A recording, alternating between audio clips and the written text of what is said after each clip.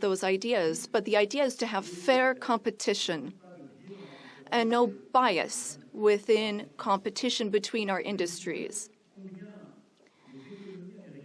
Now, the American and European economies are extremely intertwined. Some 1.5 billion in trade, trillion rather, in goods and services, and I know you've spoken about wanting to look at the balance of payments. We also have a trade deficit, and I know that we need to look not only at goods, but also digital items and goods which you export. And we want to make a sincere commitment towards fair competition where we have smooth trade and more investments. You already invest a great deal in France, and France is the fifth largest investor in the United States. And I would like to recognize here all of the American investors who announced investments, some $120 billion that were announced at the AI summit. This is our wish. We want to have more prosperity on both sides of the Atlantic. We have a shared agenda in that regard. We also spoke about the Middle East, among other subjects, and here again, we have the same desire. We don't want to see Iran obtain nuclear weapons. We don't want, or rather, we want an approach with partners in the region that we can trust. Given Iran's nuclear activities, we want to limit its ballistic capabilities and avoid any type of regional destabilization. With respect to Syria and Iraq, we also share the same desire. We don't want to see Islamic terrorist groups resume any of their activities because for some time our armies have very bravely been engaged in the Gulf, as you have led, and contributions have been significant and helped stability in the region. And I say this with great sincerity. France was affected by a terrorist attack in 2015, which was linked to the terrorist activity in Syria. And we are in that region at your side to work for more security. Ladies and gentlemen, we had extremely productive discussions this morning during the conference, and we spoke with our ministers and counselors and advisors. And I wish to say, after speaking with President Trump, I am fully believe that there is a path forward. We share the same beliefs. We know what work needs to be done, and in the weeks to come, we will work on that. Our teams will come together in various formats to make sure that we have this solid, lasting peace with great strength. Mr. President, thank you so much for welcoming me here today. Thank you so much for these productive discussions and for your commitment. Thank you, dear Donald. Thank you, Emmanuel. Thank you very much. Okay, thank you very much. Brian, would you like to ask a question? Go ahead. President, welcome. President Trump. I just want to touch upon real quickly the Harvard poll that came out that had, thank you very much, the Harvard poll that came out had you up 9+ points, and all of your agenda that you ran on, you're accomplishing that. You got the support of the American people, including stopping the war in Ukraine. If you can comment on the latest Harvard poll, I appreciate that. Well, I was honored by it. It was a big poll, and it's usually a poll that leans on the other side of things, the other side of the world, so to speak. But the Harvard poll is a respected poll, and it has us not only leading, but leading by a lot, and leading on every single issue that we've talked about. And as I said, we've become the party of common sense, and I think that's a very important element now, common sense, because what's happening in the world and even in this country, some of the things that took place, many of them are now canceled, and the rest are being canceled as we speak. But we've moved very rapidly and I think very effectively. So I was honored by that poll. Thank you very much. Appreciate it. Go ahead, please. Go ahead. Mr. President, you said before that you would like to see Russia. Yes. Go ahead.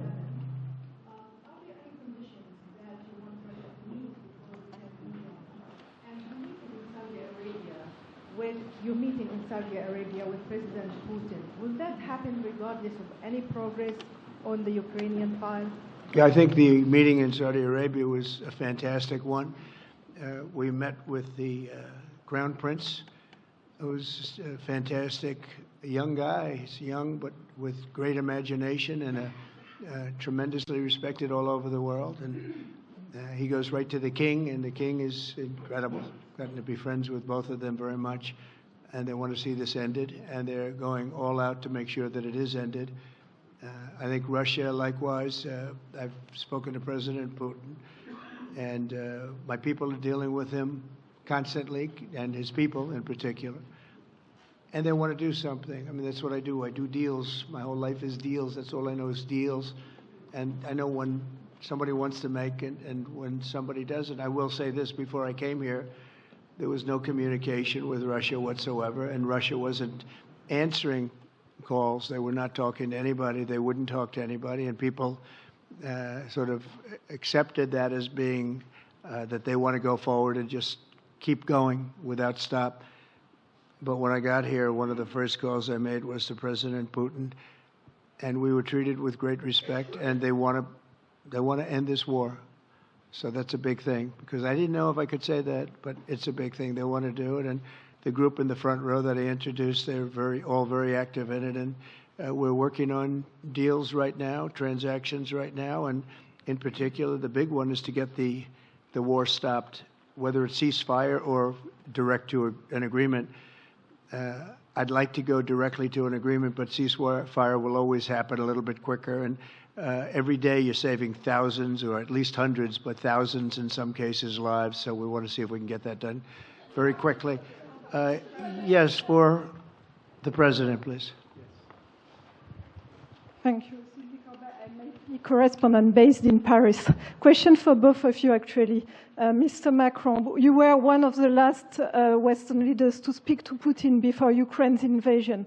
What advice, what recommendation could you make to President Trump to make sure that this time you can get strong enough guarantees from Putin to get a peace deal that lasts this time? And Mr. President Trump, what makes you think you can trust Putin in those negotiations? Thank you. Look, I will never give any advice to President Trump. We have friendly and trustful discussion, but my experience with President Putin is the following. Number one, I always think it's good to have discussion with other leaders, and especially when you disagree. I stopped my discussion with President Putin after Bucha and the war crimes, because I considered that, we had nothing to get from him in that time. Now this is a chance, there is a big change, because there is a new U.S. administration. So this is a new context. So there is good reason for President Trump to re-engage with President Putin. But my experience is the following, and I shared it with President Trump and the team. In 2014, our predecessors negotiated peace with President Putin. But because of the lack of guarantees, and especially security guarantees, President Putin violated this peace. And I had several discussions, especially beginning of 2022, several times, 7 hours with President Putin, 15 days before the launching of the attack. He denied everything, but we didn't have security guarantees. So this is why being strong and having deterrence capacities is the only way to be sure it will be respected. And I insisted on that, and this is why I believe that the US has the capacity to do so. And this is why I think we should never say, I will never send any boots on the ground, because you give a blank check to violate any type of commitment. So I think it's good to have discussion. I think it's useful to have negotiation. I think it's super important to go to the peace. But my strong point was to say, let's try to get something first which can be assessed, checked and verified. And let's be sure that we build sufficient guarantees on the short run. And this is where We are ready to be engaged. As for France, a lot of my European colleagues are ready to be engaged. But we do need this American backup because this is part of the credibility of the security guarantees, and this is our collective deterrence capacity. And I have the feeling that the President has this capacity. I think it's very much to the benefit of Russia to make a deal, and I feel that we'll do that. It is what it is. Again, it's a war that should have never been started. It's a war that would not have been started if I were president, but it did start, and it's at a terrible level where cities are burned down and shot down to the ground. It looks like demolition sites, a whole big pile of demolition sites, and we got to get it stopped. Too many people, too much agony. The whole culture is destroyed when you rip down some of those ancient, really ancient or near ancient buildings. It's so sad to see, but I think it's very much to the benefit of this tremendous distrust on both sides. That's why it's good that I'm coming in now, but I think it's to the very much benefit of Russia to make a deal and to go on with leading Russia in a very positive way. That's what you have to do. But I really believe that he wants to make a deal. Maybe wrong, but I believe he wants to make a deal. Yeah, go ahead, please. Mr. President, next week there's a key deadline for your Canada and Mexico tariffs. Pour les droits. I believe those countries have done enough on the border to stop those from taking effect. And for President Macron, I'm wondering if you believe that this critical minerals deal with Ukraine represents a de facto security guarantee by the United States, since the U.S. would have an interest in protecting those reserves in Ukraine. Thank you. We're on time with the tariffs, and it seems like that's moving along very rapidly. We've been mistreated very badly by many countries, not just Canada and Mexico.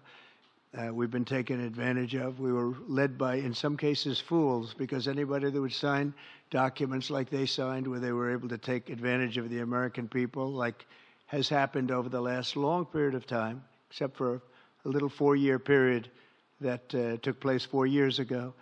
But anybody that would agree to allow this to happen to our country should be ashamed of themselves. No, the tariffs are going forward on time, on schedule. This is an abuse that took place for many, many years. And I'm not even blaming the other countries that did this. I blame our leadership for allowing it to happen. I mean, you know, who can blame them if they made these great deals with the United States, took advantage of the United States on manufacturing, on just about everything. Every aspect that you can imagine they took advantage of. I look at some of these agreements, I'd read them at night, and I'd say, who would ever sign a thing like this? So the tariffs will go forward, yes, and we're going to make up a lot of territory. All we want is reciprocal. We want reciprocity. We want to have the same. So if somebody charges us, we charge them. It's very simple, but it'll be very good for our country. Our country will be extremely liquid and rich again. Plus, we're doing other things, as you know. We're finding tremendous waste, fraud, and abuse at levels that nobody thought possible. You're seeing what's going on. And that was also part of the Harvard poll. Do you agree with what